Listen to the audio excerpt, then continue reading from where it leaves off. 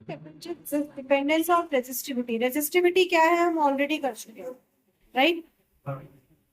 तो आपके हमने किया था कि जो रेजिस्टिविटी है आपके पास में किसी भी मेटल कंडक्टर की, क्या फॉर्मूला था अगर हमें किसी मेटल कंडक्टर की रेजिस्टिविटी को निकालना है? अल्फा के टर्म्स में बताया था ना एक, rho equals to rho naught, that is when 1 plus alpha T minus T naught आपके पास। हमने किया था rho equals to rho naught, bracket में आपके पास में 1 plus alpha T minus T naught आपके पास में, जहां पे कि आपके पास में क्या है, रो है आपके पास रेजिस्टिविटी एट टेम्परेचर टी, और रो नॉट है आपके पास resistivity at temperature T naught आपके पास, राइट। एंड अल्फा क्या आ जाएगा आपके पास यहां से, अगर आप अल्फा को सिंप्लीफाई करते हैं, this will become, bracket open करते हैं अगर, rho naught plus alpha rho naught T minus T naught, यह आ जाता है rho minus rho naught equals to alpha rho naught minus T naught, alpha निकालना है, ठीक है। तो अल्फा क्या हो जाएगा, this will be rho minus rho naught upon T minus T naught equals to alpha, right. जिसको कि हम क्या लिख सकते हैं, this is change in resistivity d rho, this is change in temperature that is d t आपके पास, इसको मीडियम करो,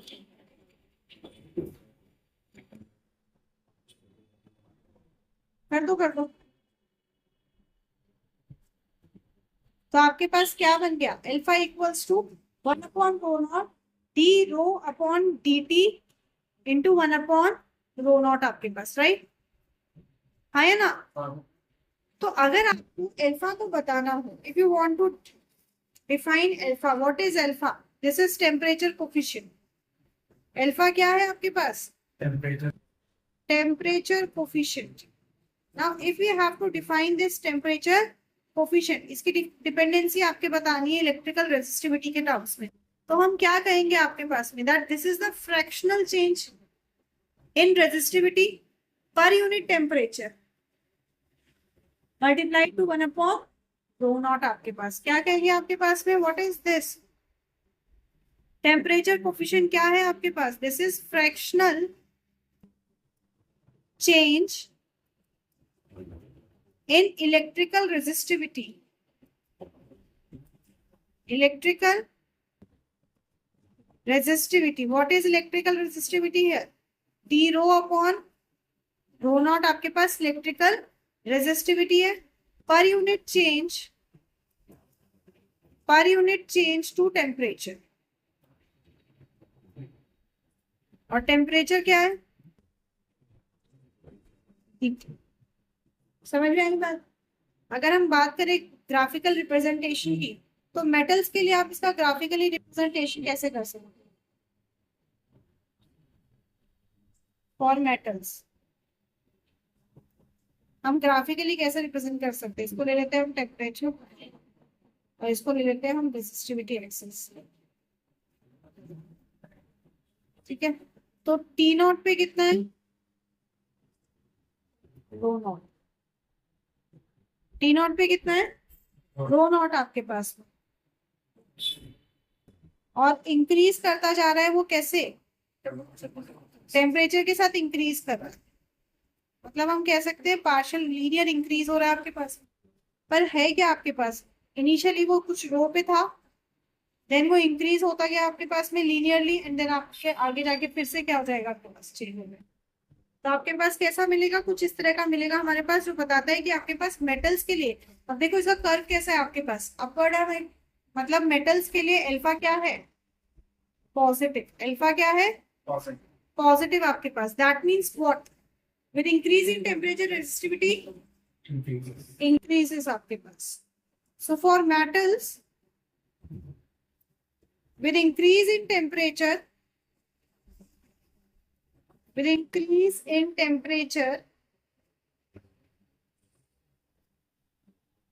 resistivity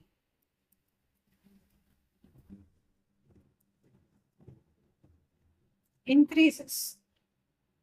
समझ में आई बात? रेजिस्टिविटी क्या करेगी? इंक्रीज करेगी आपके पास में इंक्रीज इन टेम्परेचर के साथ। बात हो गई मेटल्स की। अब बात करते हैं हम सेमीकंडक्टर्स की।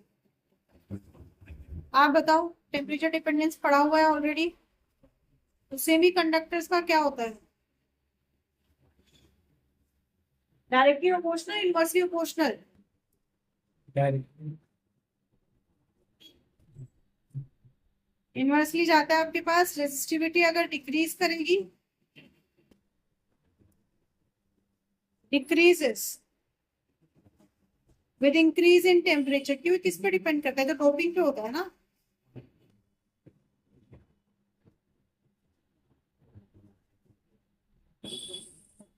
मतलब कैसा मिलेगा आपको? इस तरह का curve. And what about alloys? Alloys में बताओ। Decrease. अलॉयज की रेजिस्टिविटी होती कैसी है? लो, हाई, वेरी हाई या नेग्लिजिबल? Well, very high. भाई अलॉयज की रेजिस्टिविटी क्या होती है आपके पास में? बहुत ज्यादा होती है। बहुत ज्यादा होती है तो रेजिस्टिविटी ऑलरेडी आपके पास में बहुत ज्यादा एंड इंक्रीज करती है। पर क्या होती है? वीक होती है, ज्यादा स्ट्रॉन्ग नहीं होती है आपके पास। एक टाइम पे जाके वो ब्रेक हो जाता है आपके पास, ऑक्सीडाइज हो जाता है। सो इनकी रेजिस्टिविटी आपके पास क्या है? वेरी हाई या वेरी लार्ज आपके पास,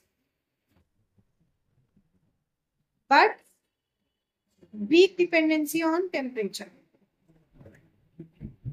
समझ में आई बात?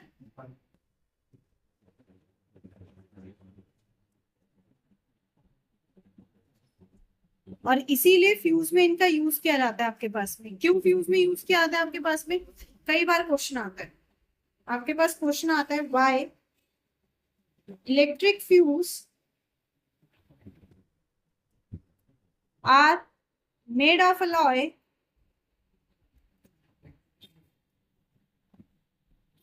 of zinc, copper, silver and aluminium।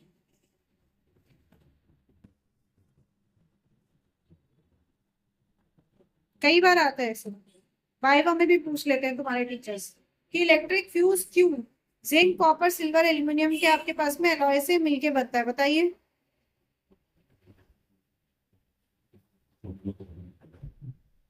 short circuit होगा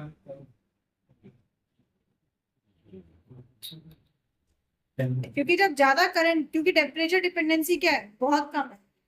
बिकॉज सेम रीजन आपके पास में, alloys have very low temperature dependency, so when बहुत ज्यादा अमाउंट ऑफ करंट जब आपके पास बस क्या होगा? वो मेल्ट हो जाएगा। क्या करेगा? मेल्ट कर जाएगा आपके पास में।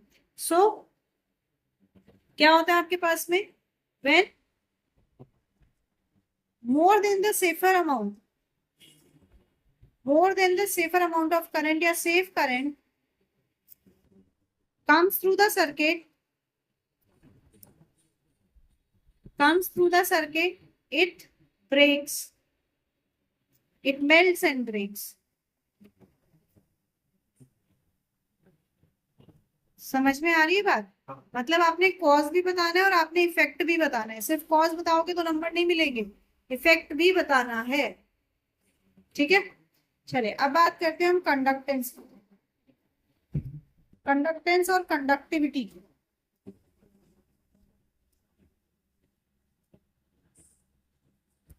Conductance and conductivity. What is conductance? किया हुआ है, चाहे केमिस्ट्री में किया है पर किया हुआ है, बताओ। inductance current current resistance opposite Reciprocal of resistance, it is the reciprocal of resistance of a conductor। opposite नहीं बोलना है, there is a huge difference between this। one का opposite होता है माइनस, but reciprocal समझा? किससे डिनोट करते हैं? कैपिटल जी से। It is equals to 1/r। तो इसकी यूनिट क्या हो जाएगी? full inverse ओम इनवर्स या फिर मो, आइदर इट्स मो और ओम इनवर्स और साइमन। कैपिटल एस से नोट कर। डायमेंशन फॉर्मूला बताएंगे।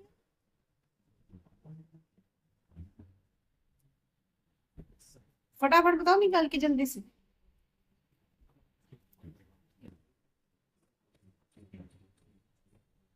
वन अपॉन आर है, आर का हमने निकाला था उससे क्या कहते हैं, रो एल बाई ए से। आर का होता है आपके पास में एम L2T3 A। तो इसका डायमेंशन फॉर्मूला क्या हो जाएगा आपके पास, जी हाँ, M-1 L-2 T-3 A minus, समझे, याद है। चलिए बात करते हैं कंडक्टिविटी की। What is conductivity? Reciprocal of resistivity. Exactly, this is the reciprocal of resistivity. Conductivity आपके पास में है, reciprocal of resistivity denoted by sigma equals to 1 upon rho. ऐसा यूनिट क्या हो जाएगी? Ohm inverse metre. यस, मो पर मीटर या फिर ओम इनवर्स मीटर इनवर्स या फिर साइमन पर metre.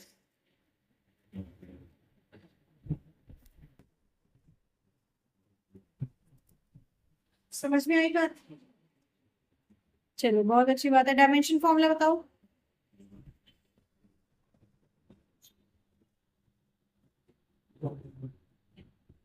Dimension formula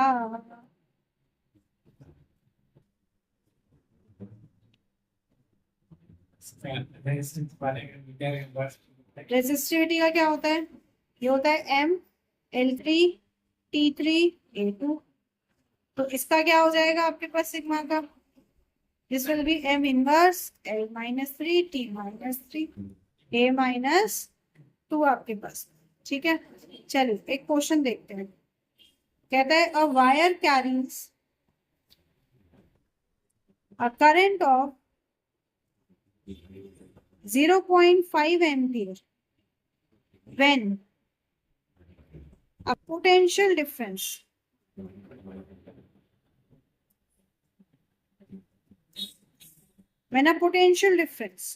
of 1.5 volt is applied across it. What is its conductance? What is its conductance if the wire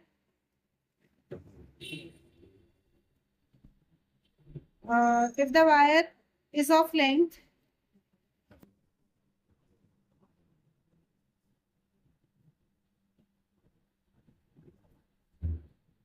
3 meter and area of cross section is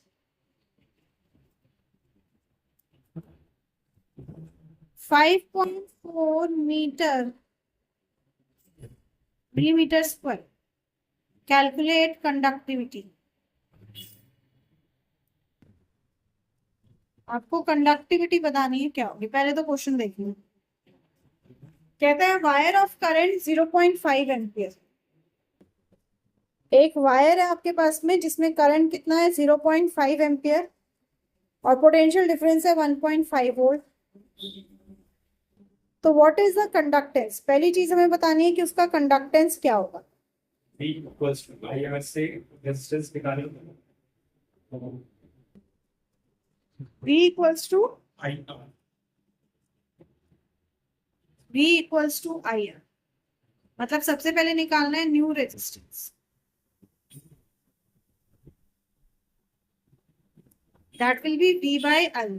पहले ना जो दिया होता है उसको एक बार लिखा करो। I है 0.5 एम्पियर, v कितना है 1.5 वोल्ट और लेंथ कितनी है 3 मीटर और एरिया दिया हुआ है 5.4 millimetre.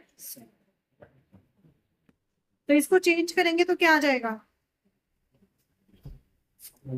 10 to the power minus,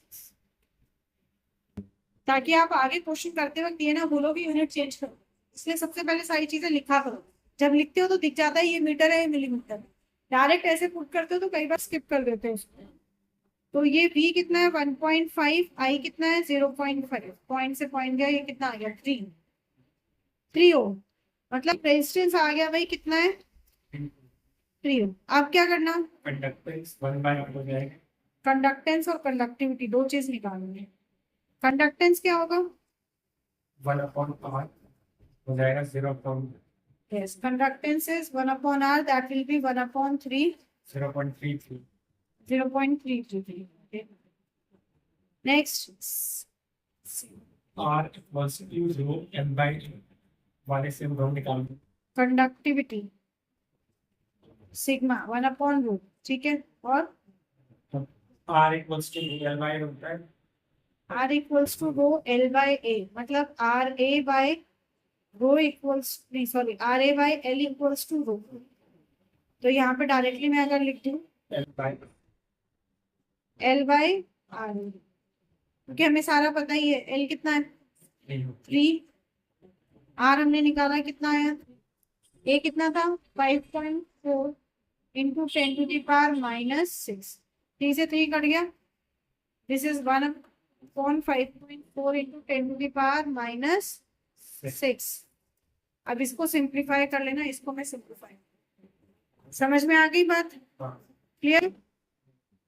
चल अच्छा, ओम लॉ हमने कर लिया था ड्रिफ्ट वेलोसिटी के टर्म्स में। अब एक ही चीज उसी पे बेस्ड आ जाती है आपके पास में, हम करेंगे relation of J rho sorry sigma and, बताओ क्या है व्हाट इज जे करंट या करंट डेंसिटी, इनके बीच का रिलेशन निकालना है आपके पास, रो एंड ई के बीच में आपके पास, ठीक है। वही अपना ड्रिफ्ट वेलोसिटी वाला काम करते हैं कि हमने देखा भी ड्रिफ्ट वेलोसिटी आपके पास जब इलेक्ट्रॉन्स जो है वो मूव कर रहे हैं करंट के उसमें, तो हमारे पास में वो एक दूसरे से कोलाइड कर रहे हैं और जिस कारण से उनकी वेलोसिटी जो है वो चेंज हो रही है, और उसको हमने कहा उनकी drift velocity that was NAEVD। क्या चाहिए आपको जे सिग्मा और ई तो चाहिए ही चाहिए, किसको चेंज कर देते हैं VD को चेंज कर देते हैं, रिलैक्सेशन टाइम के टर्म्स में आप लिखते हैं क्योंकि हम उसको ई के टर्म्स में लिख सकते हैं। फिर ये हो जाएगा आपके पास क्या होता है VD equals two upon M into relaxation time, तो ये क्या बन जाएगा upon M into relaxation time.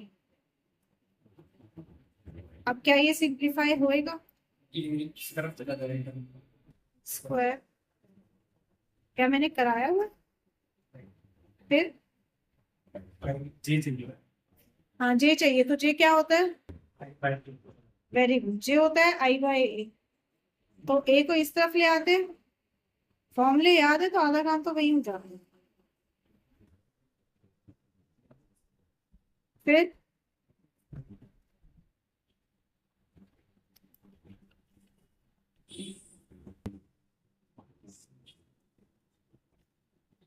ये रो था हमारे पास M/N/E² इंटू रिलैक्सेशन टाइम, तो NE² into relaxation time upon M को क्या लिख सकते हैं 1 हाँ जी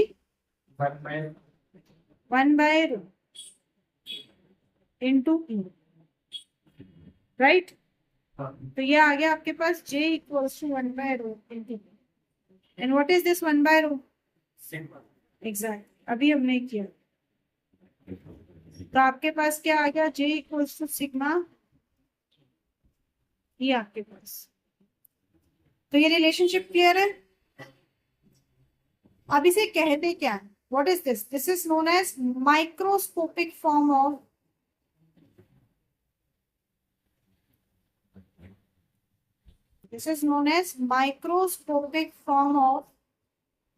Ohm's law. समझे? अगर तीनों के बीच का न्यूमेरिकल है सीधा रिलेशन लगा देंगे. अगर कहता है कि भाई डिराइव द माइक्रोस्कोपिक फॉर्म तो आप ये निकाल. ठीक है. अब इसी बेसिस पे हम देखो सिंपल सा टॉपिक है आपके पास कि हम मटेरियल्स को कंडक्टिविटी के बेसिस पे क्लासिफाई करते हैं. क्लासिफिकेशन ऑफ मटेरियल्स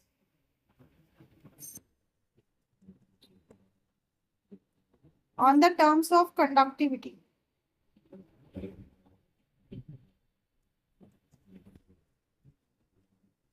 हम कंडक्टिविटी के बेसिस पे हमारे मटेरियल्स को जो है वो क्लासिफाई करते हैं. कैसे बताओ?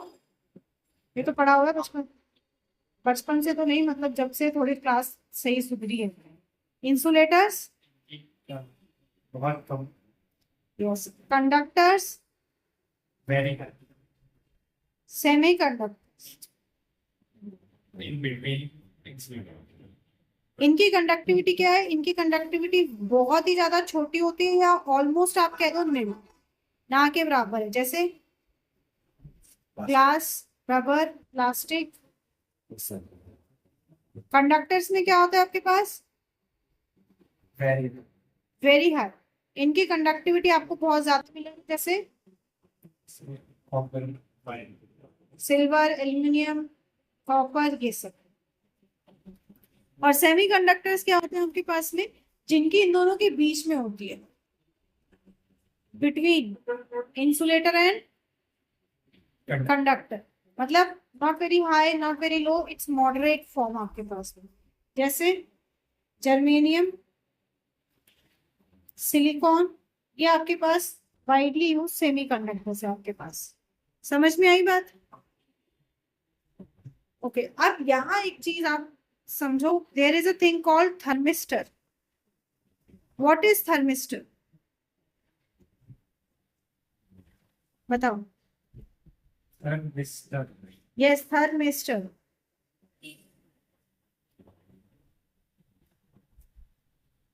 थर्म का मतलब क्या होता है? थर्मल किसके लिए यूज होता है?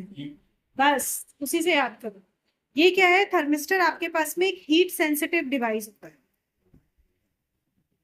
Heat sensitive device.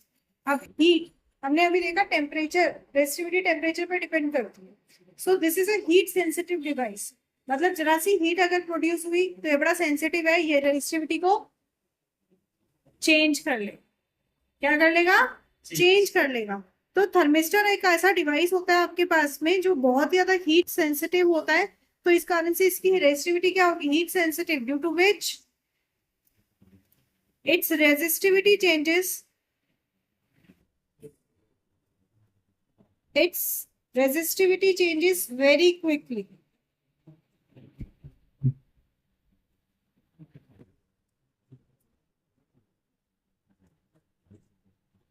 ठीक है.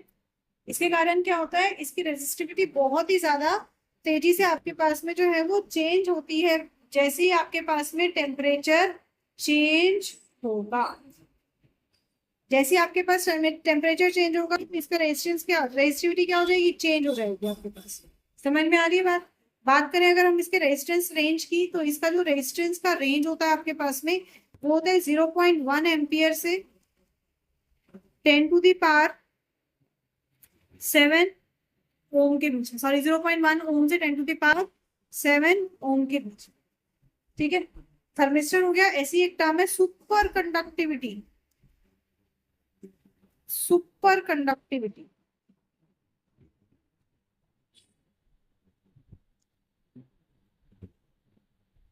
अच्छा एक चीज बताओ, थर्मिस्टर का जो आपके पास रेजिस्टेंस है हमने कहा भाई वो 0.1 से ओम से लेके 10⁻7 ओम के बीच में रहेगा. मतलब चेंज हो रहा है. ऐसा क्यों? रेजिस्टेंस टेम्परेचर पर डिपेंड करता है. ऐसा इसलिए कि इसका कंपोजिशन क्या है. थर्मिस्टर किससे बना है? कौन से कंडक्टर से, इंसुलेटर से मिला के बना है? This is resistance. ठीक है. सुपर conductivity में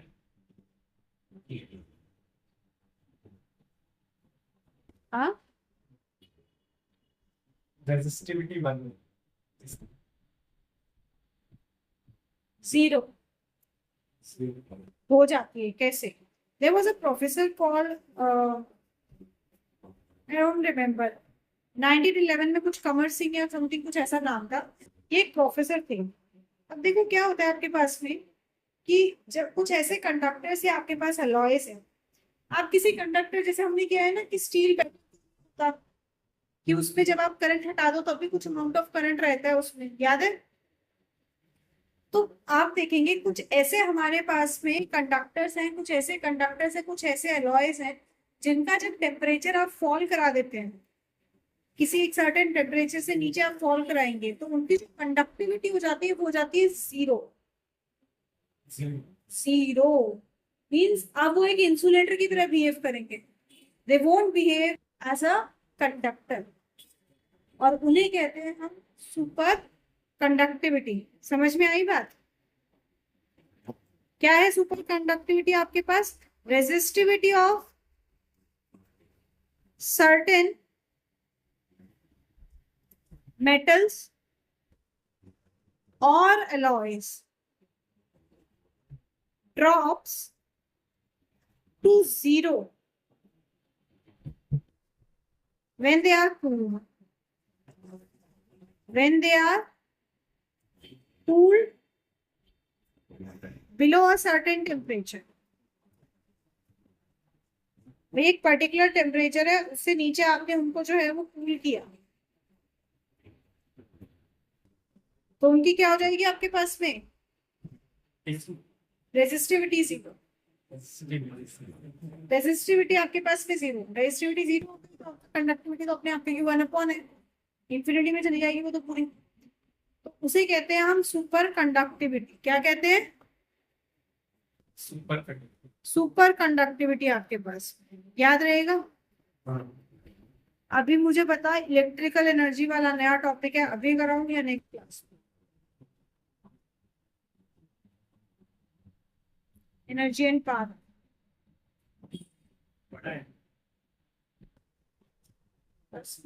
कितना मिनट?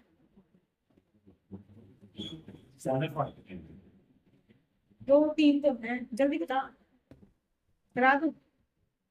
चलो तो नेक्स्ट बात करते हैं इलेक्ट्रिकल एनर्जी की। वैसे ही आएंगे जैसे हमने 10th में करे थे फॉर्मूले, इलेक्ट्रिकल एनर्जी और पावर में, याद है बनाए थे, वैसे ही आएंगे आपके पास। देखो इलेक्ट्रिकल एनर्जी, एनर्जी क्या होती है आपके पास? Work done. एनर्जी क्या होती है? वर्क डन आपके पास। This is total work done, total work done that is W by the source of EMF। जहां से आपका EMF आ रहा है, पोटेंशियल आ रहा है, वहां से आपके पास में जो है वो वर्क डन हो रहा है। क्यों वर्क डन हो रहा है? उस पोटेंशियल को मेंटेन करने के लिए। किसको मेंटेन करने के लिए? पोटेंशियल को मेंटेन करने के लिए, that is amount of current को मेंटेन करना है। V is directly proportional to I आपके पास में। जब तक वो रहेगा तब तक करंट आपके पास में जो है वो मेंटेन रहेगा। In maintaining the current I, ठीक है, for a specific time t, किसी एक स्पेसिफिक टाइम t में। सो बाय ओम्स लॉ हमने क्या पढ़ा था? बाय ओम्स लॉ हमने पढ़ा कि V equals to IR। V equals to आपके पास में IR होता है, राइट? That means what? किसी भी रेजिस्टर में से जितना भी चार्ज आपका क्रॉस कर रहा है, जितना भी चार्ज आपके पास में क्रॉस कर रहा है, उसको हम क्या लिख सकते हैं? Q। बताओ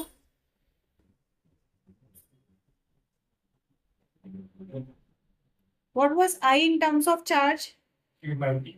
Q by T।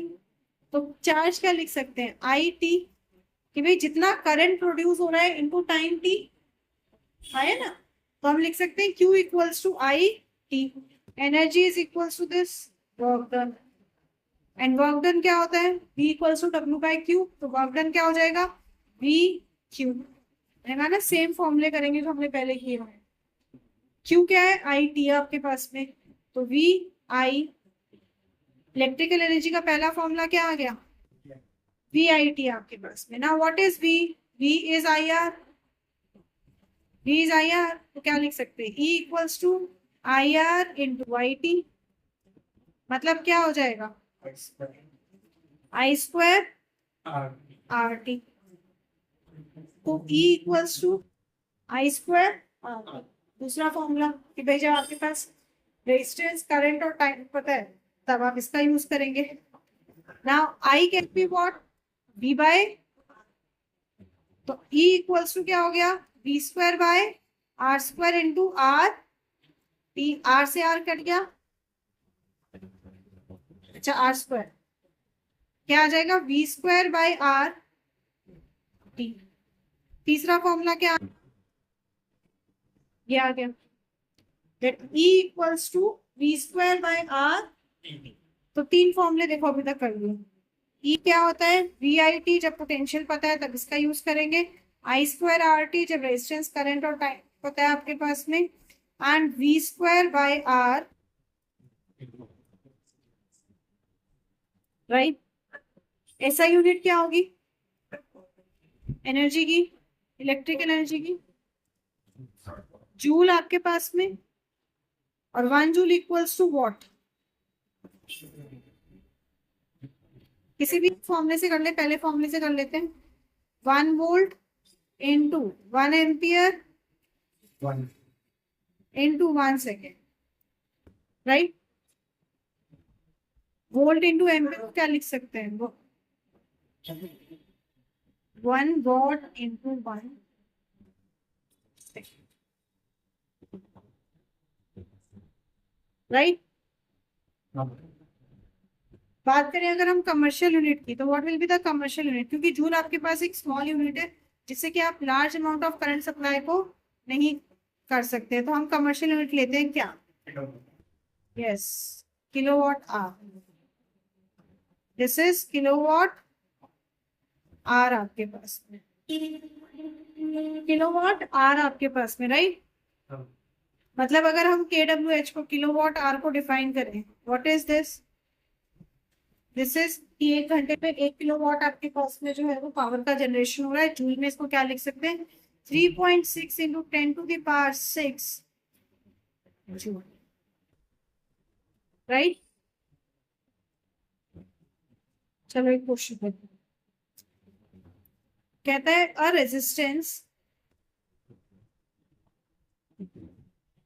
coil is made by joining in parallel two resistances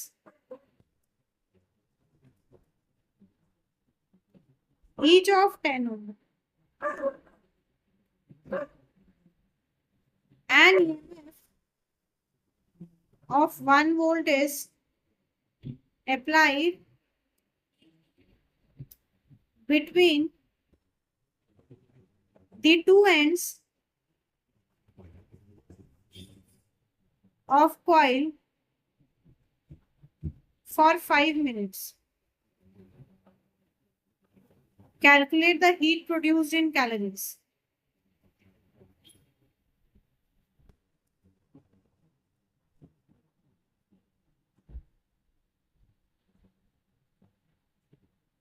बताओ क्या करेंगे, बताओ।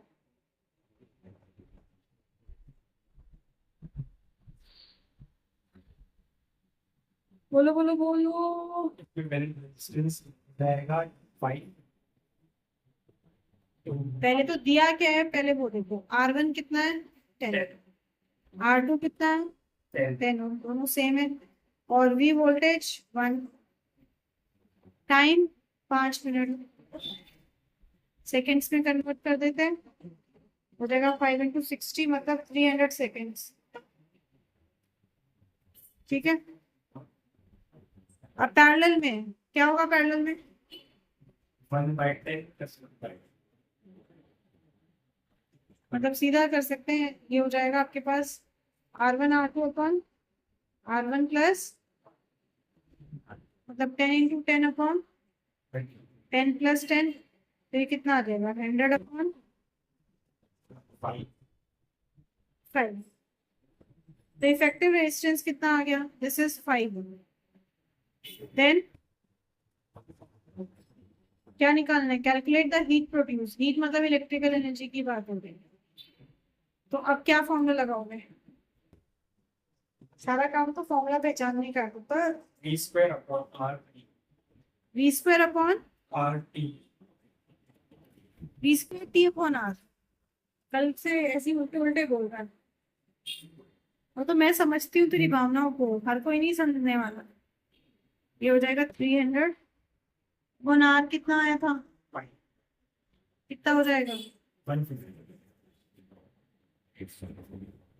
60. 5. मैं सोचू मैं इतनी गंदी कैलकुलेशन कैसे करने लग गई भाई ना। 60 जूल, बट हमें तो कह रहा है कैलोरी में बताओ। 4 point वेरी गुड, 4.2 से multiply. अरे मेरे पुत्र डिवाइड करेंगे, समझ में आई बात। चल इलेक्ट्रिक पावर क्वेश्चंस करेंगे आगे हम इसके, और अभी मैं एक सिंपल आपके पास अप्लाई करना बता रहा है। इलेक्ट्रिक पावर भाई क्या है आपके पास, electric power Power rate of energy consumed. Apply, power क्या है आपके पास में, it is rate of electrical energy applied या सप्लाइड बोल दो, electrical energy supplied per unit time.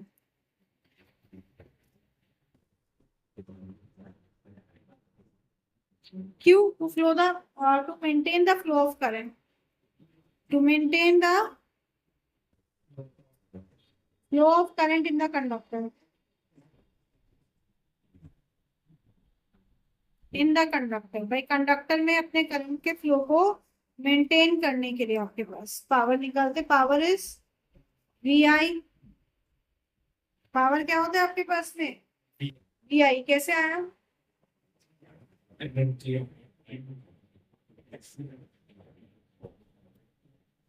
Energy upon time. Time in year. Energy क्या होती है VIT, पावर क्या है इसमें तो यही है E/T, मतलब VIT/T, मैंने डायरेक्ट कर दिया, मैंने कहा डायरेक्ट कर देती हूँ, बस TT से डिवाइड कर देते हैं। तो एक तो पावर का फॉर्मूला आ गया VI, दूसरा क्या हो जाएगा I² RT होता है, तो I²/R मतलब I²RT/T कट जाएगा, I², दूसरा फॉर्मूला। तीसरा क्या बन जाएगा आपके पास में, V². V² T upon R है, ये ऊपर लिखा हुआ है, ये तो हो जाएगा V² अपॉन R आपके पास। 3 फॉर्मूले आपके पास में पावर के हमारे पास जो बने, वही एनर्जी वाले से हमारे पास। SI unit Joule per second. What, SI unit is what. What को अगर यूनिट इसी फॉर्मूले के टर्म्स में से अगर हम निकालें तो क्या लिख सकते हैं, VI है ना, क्या हो जाएगा 1 वोल्ट इंटू 1 energy. 1 एम्पियर, और ये क्या बन जाएगा आपके पास में, इसको वैसे भी लिख सकते हैं 1 एम्पियर, ठीक है। तो पावर किसी भी सर्किट में 1 वोल्ट का, सॉरी 1 वॉट कब होगा, power in an electric circuit is 1 what when 1 ampere current flows against a potential difference of 1 volt आपके पास में। अगर आए तो आप सीधा से इस तरह से डिफाइन कर सकते हैं। बिगर यूनिट क्या है आपके पास में, kilowatt, 1 kilowatt equals to 1000 watt, ठीक है। Megawatt equals to 10⁶ watt. Commercially जो हमारे पास इलेक्ट्रिक पावर की यूज की जाती है दैट इज हॉर्स पावर, जो आपकी पानी की जो मोटर्स होती हैं स्पेसिफिकली इनमें यूज किया जाता है आपके पास। And 1 horse power equals to 746 watt. सुना होगा ना पानी की मोटर के लिए कि भैया 5 horse power, 4 horse power, 2 horse power की आपके पास। चलिए एक छोटा सा क्वेश्चन करते हैं। कहता है अ heating element is marked 210 volt, 630 watt. What is the value of the current drawn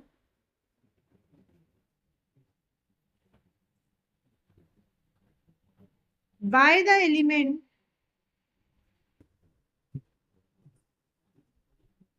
when connected to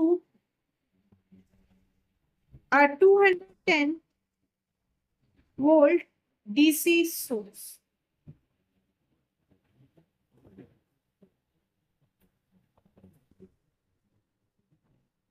ये तो बहुत सारे नंबर देख लिए। Real. अरे वाह, बहुत बढ़िया। पावर कितना है? 630 वॉट। पोटेंशियल कितना है? 210 वोल्ट। पावर होता है जी वी आई आपके पास में।